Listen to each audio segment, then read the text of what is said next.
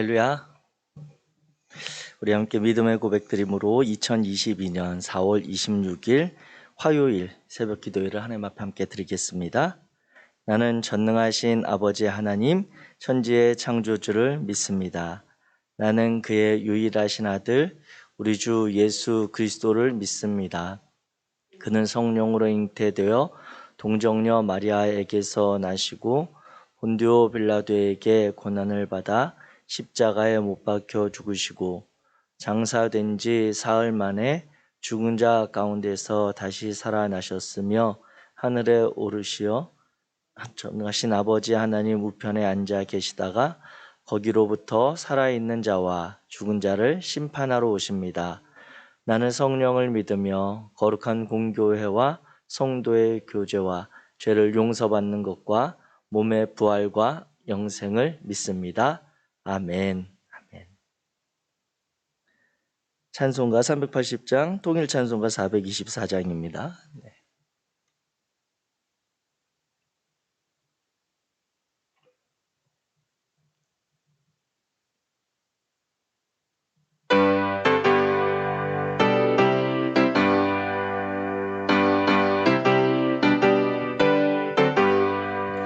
나의 생명 되신 주님 앞에 나아갑니다. 주의 흘린 보혈로 정케하사 받아 주소서. 날마다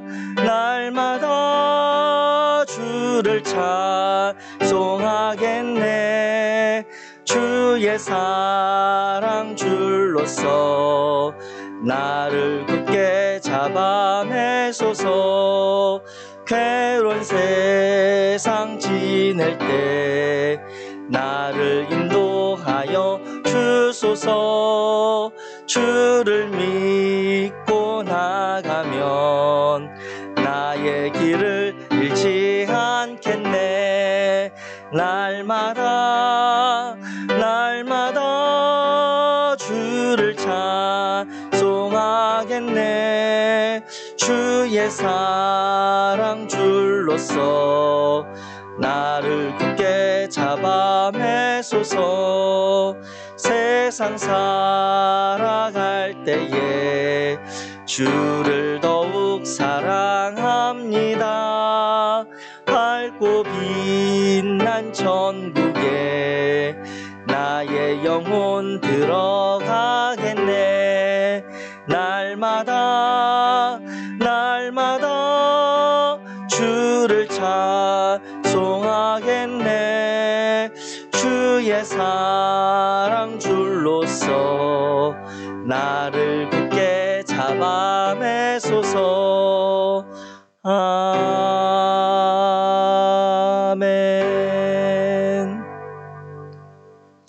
오늘 함께 읽으실 하나님의 말씀은 열왕기상 17장입니다. 구약성경 열왕기상 17장 1절부터 24절까지 말씀입니다. 열왕기상 17장 1절부터 24절까지 제가 가진 성경으로 구약성경 544페이지 열왕기상 17장 우리 1절부터 한 목소리로 같이 읽겠습니다. 시작. 길르앗에 우거하는 자 중에 디셉 사람 엘리야가 아합에게 말하되 내가 섬기는 이스라엘의 하나님 여호와께서 살아계심을 두고 맹세하노니 내 말이 없으면 수년 동안 비도 이슬도 있지 아니하리라 하니라.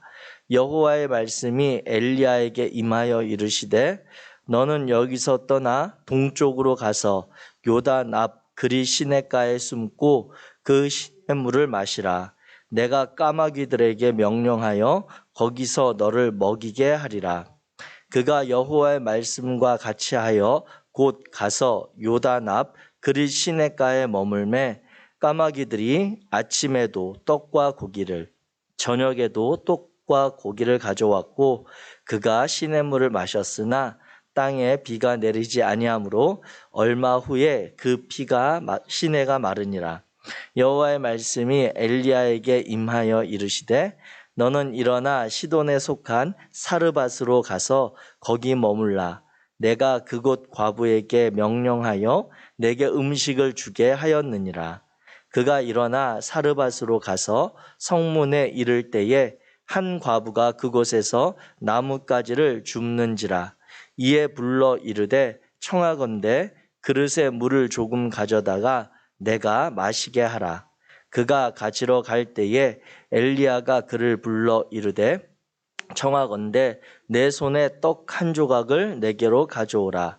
그가 이르되 당신의 하나님 여호와께서 살아계심을 두고 맹세하노니 나는 떡이 없고 다만 통에 가루 한 움큼과 병에 기름 조금뿐이라. 내가 나뭇가지 둘을 주어다가 나와 내 아들을 위하여 음식을 만들어 먹고 그 후에는 죽으리라.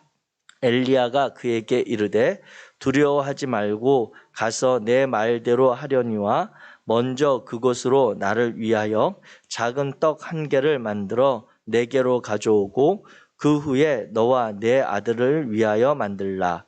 이스라엘의 하나님 여호와의 말씀이 나 여호와가 비를 지면에 내리는 날까지 그 통에 가루가 떨어지지 아니하고 그 병에 기름이 없어지지 아니하리라 하셨느니라. 그가 가서 엘리야의 말대로 하였더니 그와 엘리야와 그의 식구가 여러 날 먹었으나 여호와께서 엘리야를 통하여 하신 말씀같이 통의 가루가 떨어지지 아니하고 병의 기름이 없어지지 아니하니라.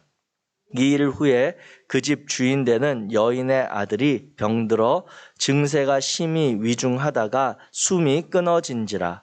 여인이 엘리야에게 이르되 하나님의 사람이여 당신이 나와 더불어 무슨 상관이 있기로 내 죄를 생각나게 하고 또 내 아들을 죽게 하려고 내게 오셨나이까. 엘리야가 그에게 그의 아들을 달라 하여 그를 그 여인의 품에서 받아 안고 자기가 거처하는 다락에 올라가서 자기 침상에 누이고 여호와께 부르짖어 이르되 내 하나님 여호와여 주께서 또 내가 우거하는 집 과부에게 재앙을 내리사 그 아들이 죽게 하셨나이까 하고 그 아이 위에 몸을 3번 펴서 엎드리고 여호와께 부르짖어 이르되 내 하나님 여호와여 원하건대 이 아이의 혼으로 그의 몸에 돌아오게 하옵소서 하니 여호와께서 엘리야의 소리를 들으심으로 그 아이의 혼이 몸으로 돌아오고 살아난지라. 엘리야가 그 아이를 안고 다락에서 방으로 내려가서 그의 어머니에게 주며 이르되 보라 내 아들이 살아났느니라. 여인이 엘리야에게 이르되 내가 이제야 당신은 하나님의 사람이시요 당신의 입에 있는 여호와의 말씀이 진실한 줄 아노라 하니라. 아멘. 아멘. 아멘. 오늘 열왕기상 17장의 말씀을 우리가 함께 읽었습니다. 오늘 이 17장의 말씀으로 하나님께서 오늘 우리에게 다시 돌아보게 하시는 그러한 마음과 삶의 길을 점검해가는 복된 하루 되기를 주의 이름으로 축복합니다. 오늘 이제 어제와 연결해서 말씀을 좀 살펴보자면 우리 이스라엘의 가장 악한 왕으로 이제 표현되어지는 아합 왕이 이제 16장 29절부터 이제 등장하는 것으로 이야기를 시작했습니다. 그리고 이 아합 왕의 이야기가 이 열왕기상 22장까지 쭉 해서 그의 행적들이 나오는데 성경은 그에 대해서 기록할 때 이스라엘에 있어서 가장 악한 왕이다 이렇게 정리를 합니다. 수요 사경의 시간에 이제 다룰 만한 이야기이긴 한데요. 이 열왕기상에 나타난 이 아합 왕에 대한 이야기, 이 관점은 왜 아합 왕이 이렇게 악한 왕인가라고 할 때 그 해석에 있어서 우리가 조금 생각해 볼 지점이 있습니다. 아합 왕은 이스라엘 왕 중에서 가장 강력한 통치를 발휘했던 왕입니다. 그래서 이 아합 왕은 이 하 3장에 가게 되면 모압에서 많은 조공을 이스라엘이 받을 정도로 강력한 왕국을 이루었던 그런 왕이라고 하는 거죠. 그렇기 때문에 이 아합 왕 자체로 보면 그가 우리가 인간적인 그리고 역사적인 관점에서 본다면 아합 왕은 왕 중에서 이스라엘에 있어서 다윗과 버금가는 아주 훌륭한 왕은 맞습니다.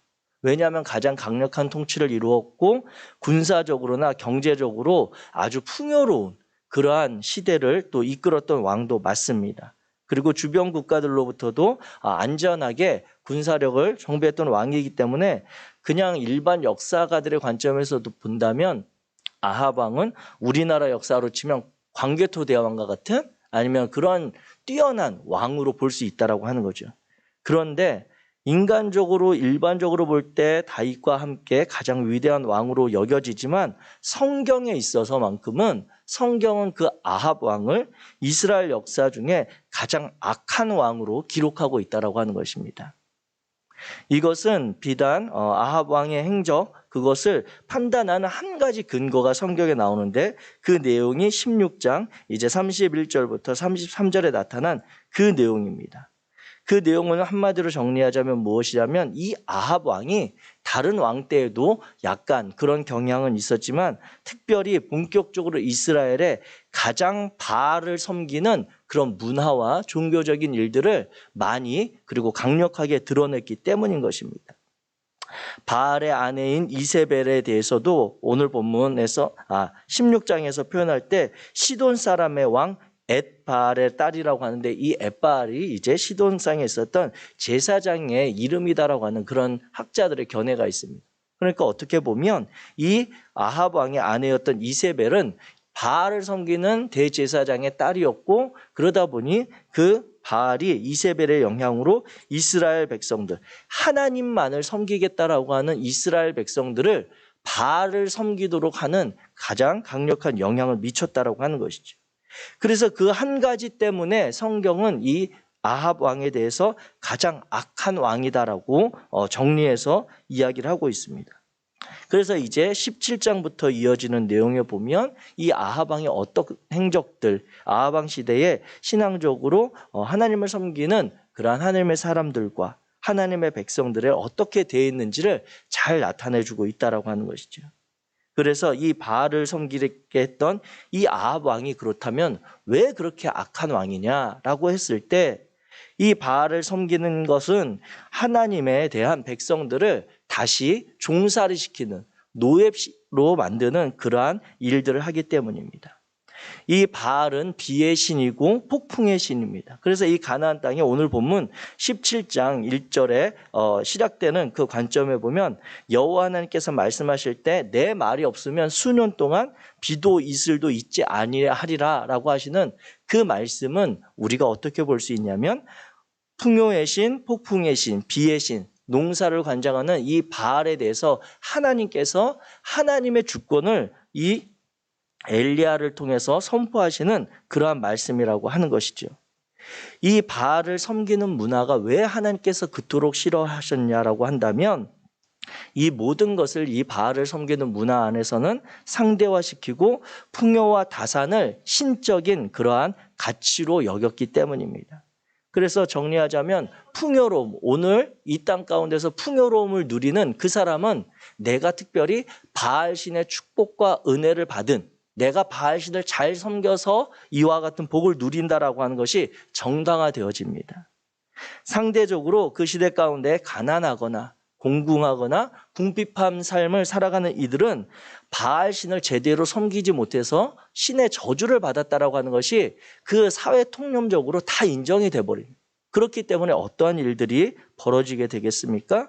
풍요로운 사람들이 없는 가난하고 공궁한 사람들을 압제하거나 그들에 대해서 돌보지 않는 것이 바알 신의 뜻이 돼버리는 것이고 그와 같은 상대화되고 계급화되어지는 과정 가운데 어려움에 처한 이들이 부유하고 풍요로운 자들에게 노예가 되거나 종살이하게 되는 그러한 자유인의 삶을 억압당하는 뺏기는 그런 일들이 되어지기 때문인 것입니다.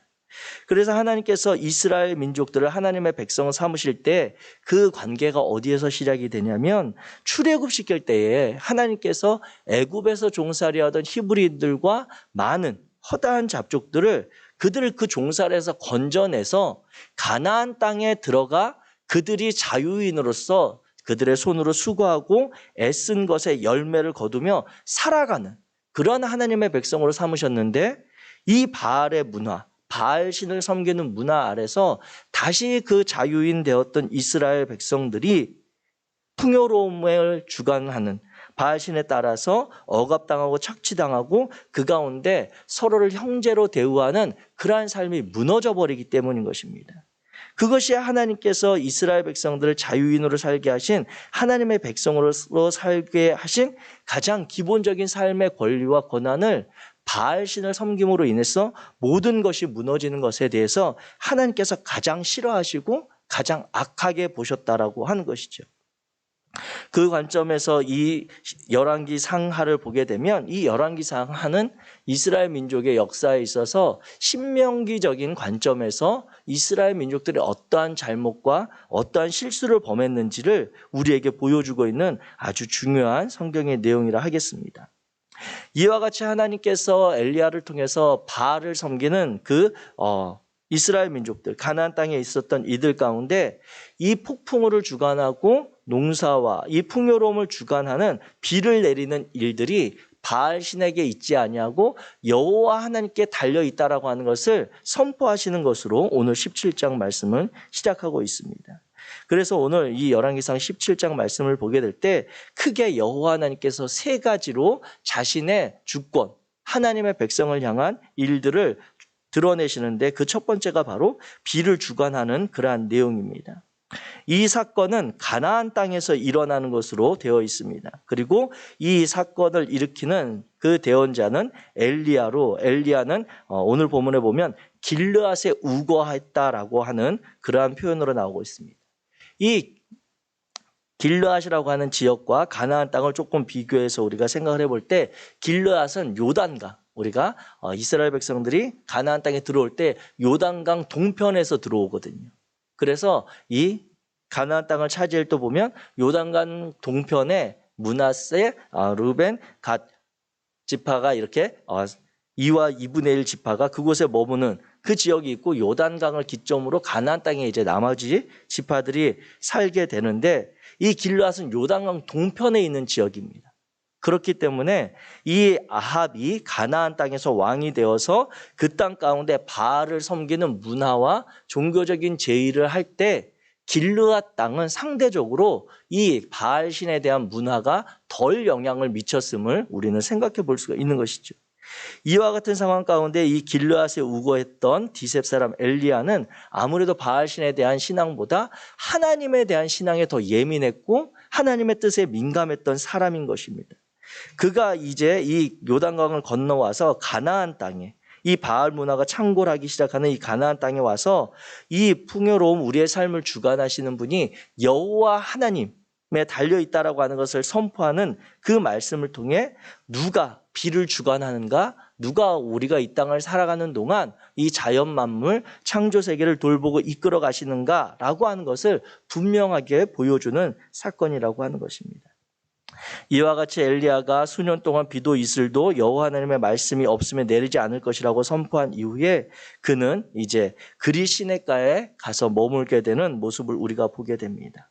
그런데 이 그리 시냇가에서 그가 머물 때에 하나님께서는 까마귀들에게 명령해서 그 엘리야를 먹이시고 돌보시는 것들을 보게 됩니다. 그런데 우리가 이 본문을 보면서 기억해야 할 것이 있다면 무엇이냐면, 이와 같이 시대적인 어려움과 아픔, 공공함이 있을 때 하나님의 사람이라고 해서 그 아픔과 어려움으로부터 예외가 되거나 제외되지 않는다라고 하는 것을 기억하셔야 됩니다.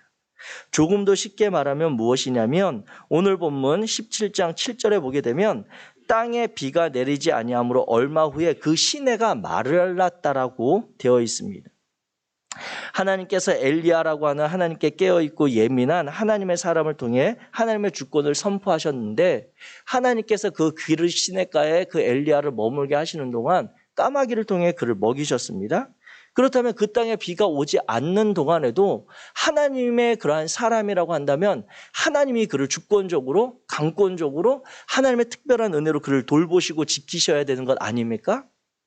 다른 곳에 다 비가 내리지 않아도 그리 시내에는 물이 마르지 않도록 하신다던가, 이 엘리야만큼은 까마귀를 통해서 계속해서 하나님이 안전하게 보호하셔야 되는 게 아니겠습니까?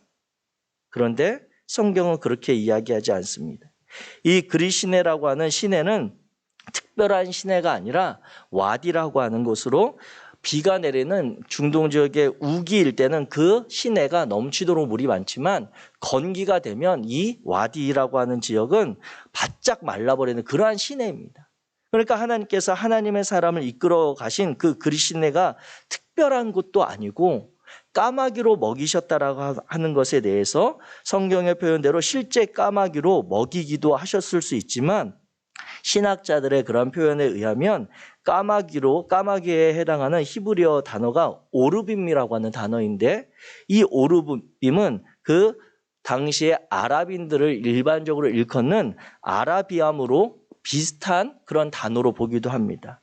그리고 또 요단 계곡에서 살았던 검은색 피부를 가진 아랍인들이 실제 까마귀로 부르기도 했었다라고 하는 기록이 있다는 것이죠. 그렇기 때문에 까마귀로 먹이셨다라고 하는 것은 하나님이 하나님의 사람이기에 특별히 하나님이 정말 까마귀를 통해서 먹이셨을 수도 있지만, 이 표현은 그냥 하나님께서 그 그리 시내 근처에 있었던 이들의 도움으로 이 엘리야를 살게 하셨다라고 하는 것으로도 볼 수가 있는 것입니다. 그렇다면 이 말씀을 보면서 오늘 우리가 다시 한번 마음을 새롭게 하기를 원하는 것은, 특별히 우리 믿음의 공동체 안에서 하나님의 사람, 하나님께서 직분을 맡기신 이들에 대해서 서로에 대해서 이와 같은 때에 서로를 돌보는, 형제로 대하는 그러한 마음이 회복되기를 주의 이름으로 축복합니다.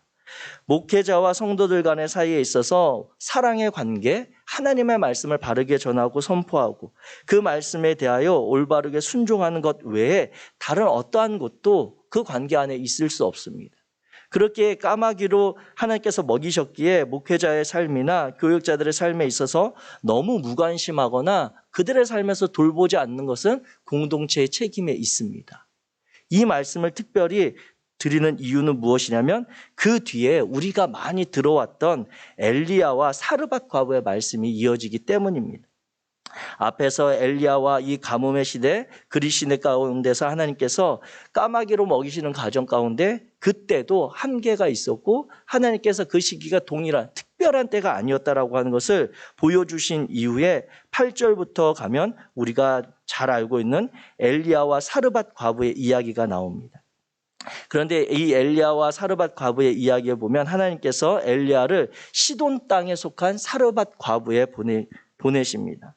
그곳에서 이제 이 사르밧 과부에 대해서 본문에서 이야기할 때 이 과부도 얼마나 어렵게 사는 사람인지 모릅니다. 그 자신에 대해서 이야기할 때 그가 하루 먹을 것이 이제 내일을 준비할 수 없고 내일에 대한 그러한 기대가 없기에 그 아들과 오늘 하루 먹고 죽으려고 그가 준비하고 있었던 그 상황 가운데 엘리야를 만나게 되죠. 그러면서 엘리야를 통해 어떤 이야기를 들었는지는 알 수 없지만, 엘리야를 통해 무슨 이야기를 들었는지는 알 수 없지만 하나님께서 엘리야에게 네가 시돈 땅 사르밧 과부에게 가면 그곳 과부에게 하나님께서 명령해서 내게 음식을 주게 하겠다라고 이야기하십니다. 그래서 이 본문에 대해서 제가 많이 들었던 설교 말씀은 무엇이었냐고 한다면, 목회자에게 먼저 잘 섬기면 그 가정에 기름이 떨어지지 않고 가루가 떨어지지 않는 복을 받는다라고 하는 그러한 이야기를 너무너무 많이 들었습니다. 그런데 제가 이 말씀을 준비하면서 본문을 보니까 사실 그러한 말씀, 그러한 내용에 근거가 없다라고는 볼 수는 없습니다. 그러나 다시 보게 되는 것은 무엇이냐면, 하나님께서 엘리야에게 만나게 하시는 이 시돈에 속한 사르밧 과부는 이 엘리야와는 한 번도 만난 적이 없었던 사람입니다. 그렇기에 그 이전에 들어왔던 그런 목사님들의 그런 견해에 따라서 목회자를 먼저 특별히 잘 대우해야 된다라고 하는 그런 말씀에 대해서 저는 약간 의구심을 갖습니다. 오히려 이 말씀은 이방 땅, 시돈이라고 하는 지역이 하나님을 섬기는 것이 아니라 시돈은 바알을 섬기는 바알 신앙의 본산지입니다. 이 앞에 있었던 이 아합 왕을 만났던 지역이 가나안 땅 하나님에 대한 신앙과 바알 신앙이 공존하는 곳이었다고 한다면 이 시돈 땅은 바알 신앙이 가장 창궐했고 바알 신앙의 본산으로 여겨지는 그곳에 하나님께서 엘리야를 보내서 한 번도 만난 적이 없었던 그러한 과부를 만나게 하셨다라고 하는 것이죠. 그렇게 이 엘리야가 그 여인에게 있어서 하나님의 사람으로 인정받는 내용이 오늘 본문에 보면 어디에 나오냐면 맨 마지막 24절에 기록이 됩니다. 그 여인이 엘리야가 하나님의 그러한 말씀을 통해 또 하나님의 도우심으로 그와 같은 경험을, 기적을 2번을 경험한 이후에 그 여인이 고백하기를 내가 이제야 당신은 하나님의 사람이시요 당신의 입에 있는 하나님의 말씀이 진실한 줄 알았다라고 이야기합니다. 그렇기에 그 전에 엘리야를 만나서 엘리야가 그 병에 기름이 떨어지지 않고 통에 가루가 떨어지지 않을 때에도 이 여인은 사르밧 과부는 엘리야가 하나님의 사람인지 정말 하나님께서 자신들의 삶을 주관하실 수 있는지에 대한 확신이 없었다라고 하는 것이죠. 이와 같이 하나님께서 엘리야를 이 이방 땅 바알 신이 다스리고 모든 사회 제도와 문화와 가치가 풍요로움에 따라서 서로를 상대화하고 많이 가진 이가 적게 가진 이를 정죄시하는 것이 당연히 되던 그 문화 가운데 하나님께서 누가 양식을 허락하시는 분인가? 누가 우리 하루하루의 삶을 책임지실 수 있는 분인가를 분명히 보여주시는 사건을 연결해 주고 있습니다. 이와 같이 우리가 말씀을 통해서 보게 될 때 이 그리시네가에 머물렀던 이 엘리야를 먹이셨던 그 하나님, 그를 보호하셨던 하나님은 그 엘리야를 공동체 가운데서 돌봄, 그리고 그들 곁에 있는 이들이 형제로 대우하는 삶을 살아갈 수 있도록 허락하셨고 또 사르밧 과부를 만남으로 인해 그에게 특별한 관계가 아니라 하나님의 사람이 바알신을 섬기는 이들의 문화 가운데서 어떻게 하나님의 살아계심을 보일 수 있는가를 보여주는 그러한 사건이라고 하는 것입니다. 그래서 하나님께서 이 사르밧 과부에게 허락하신 그 복이 무엇입니까? 그 은혜가 무엇입니까?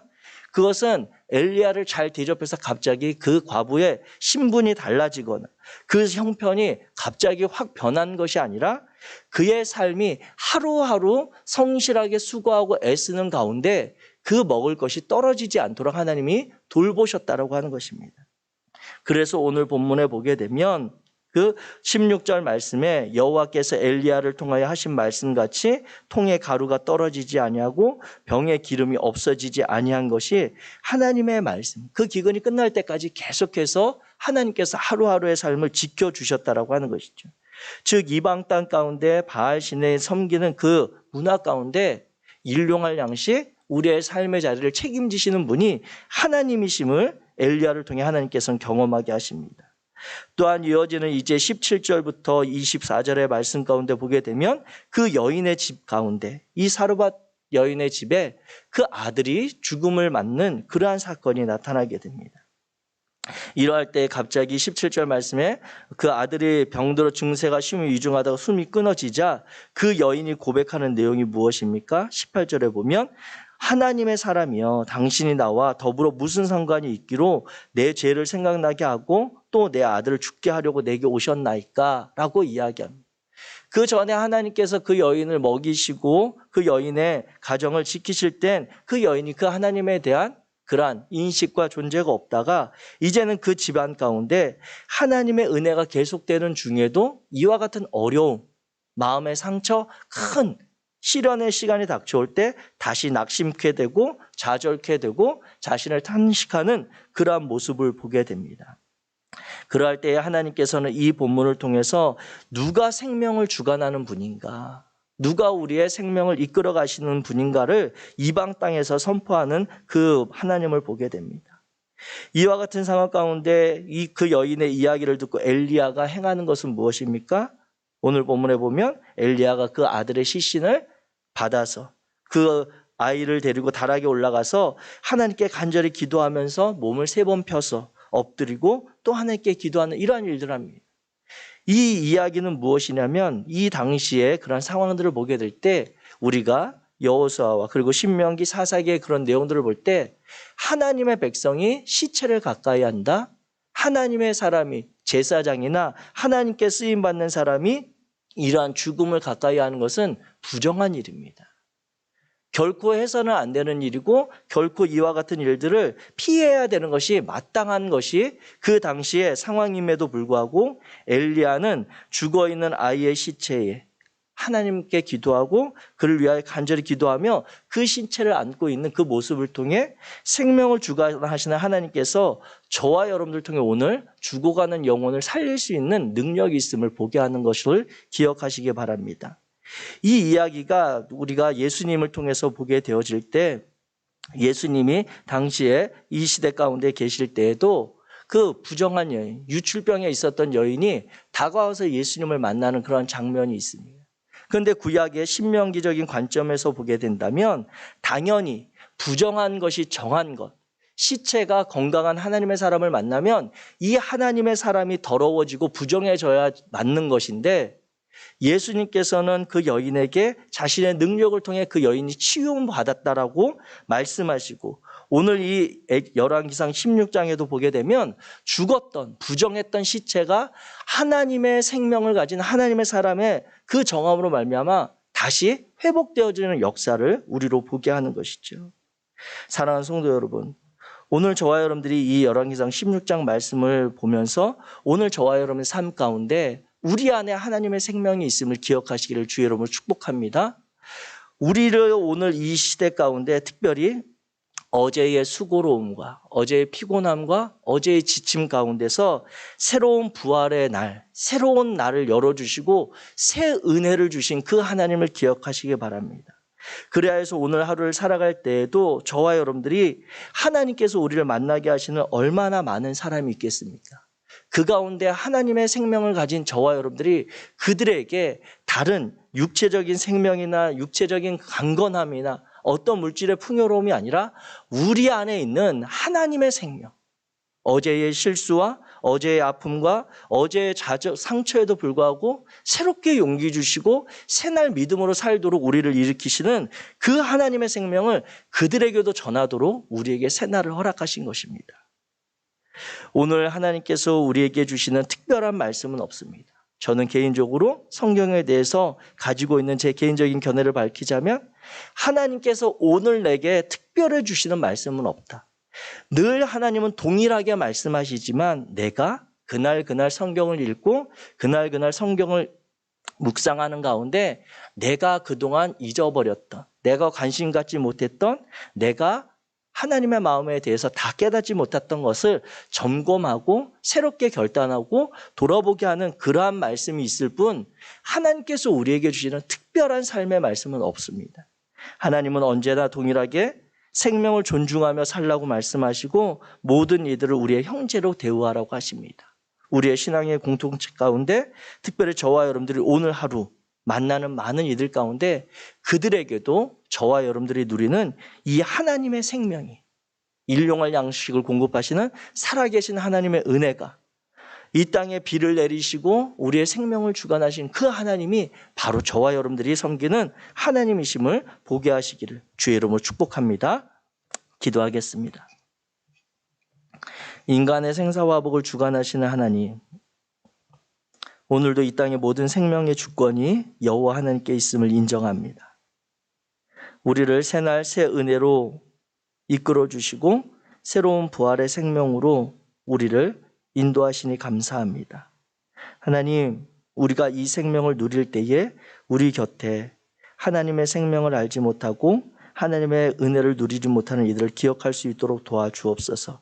그래야 해서 우리가 만나는 이들, 우리 삶의 자리에서 함께 살아가는 이들을 형제로 대우하며 하나님과의 관계 속에서 참된 믿음의 공동체, 하나님의 백성의 삶을 살아낼 수 있도록 도와주옵소서. 오늘도 우리와 동행하시는 여호와 하나님을 의지하며 예수 그리스도 이름으로 기도하였습니다. 아멘. 하늘에 계신 우리 아버지여, 이름이 거룩히 여김을 받으시오며 나라가 임하시오며 뜻이 하늘에서 이루어진 것 같이 땅에서도 이루어지이다.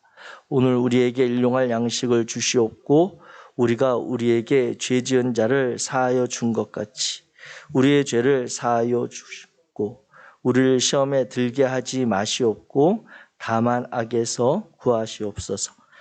나라와 권세와 영광이 아버지께 영원히 있사옵나이다. 아멘.